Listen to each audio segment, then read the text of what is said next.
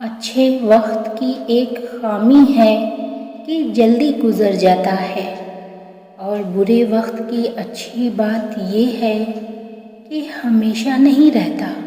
مشکل وقت کو بھلایا جا سکتا ہے، مگر مشکل وقت میں ساتھ اور ہاتھ چھوڑ کر جانے والے کبھی بھی نہیں بھلائے جا سکتے۔ جب آپ کچھ بھی نہ کر سکے تو اپنی دعاؤں میں اضافہ کر دیں، کیونکہ اللہ کے سوا کوئی آپ کو کچھ نہیں دے سکتا۔ بے شک جس کے لیے اللہ کی ذات کافی ہو، اس کو کسی اور سہارے کی ضرورت نہیں پڑتی۔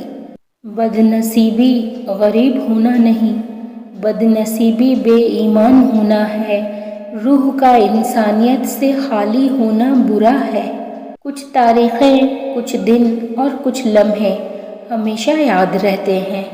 بعض اوقات ہم ان لوگوں کو بڑی شدت سے یاد کر رہے ہوتے ہیں جن کے لیے ہم ایک فضول خیال کے علاوہ کچھ نہیں۔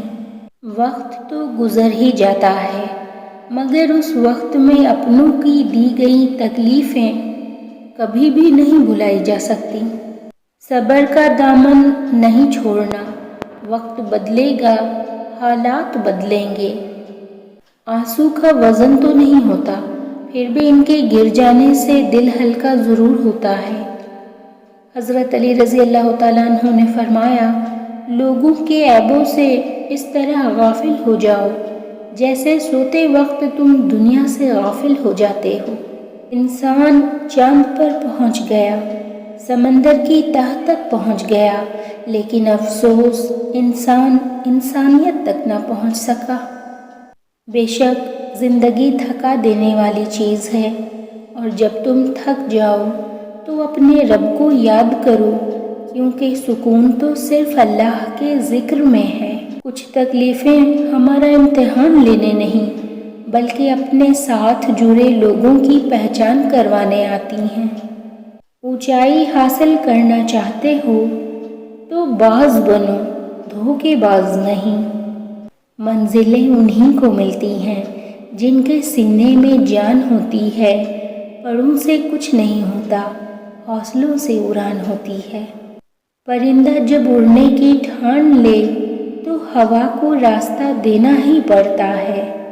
انسان سب کچھ بھول سکتا ہے، پر وہ وقت کبھی نہیں بھولتا جب انسان اکیلا لڑ رہا ہو اور اپنے تماشا دیکھ رہے ہوں۔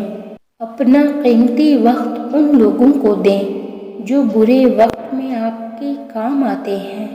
زندگی کو بالکل سادہ اور مختصر گزارو تاکہ قیامت کے دن حساب دینے میں پریشانی نہ ہو۔ زندگی بہت مختصر ہے، اسے رب کی نافرمانیوں میں ضائع نہ کرو۔ مایوس نہیں ہونا چاہیے، زندگی کہیں سے بھی شروع ہو سکتی ہے۔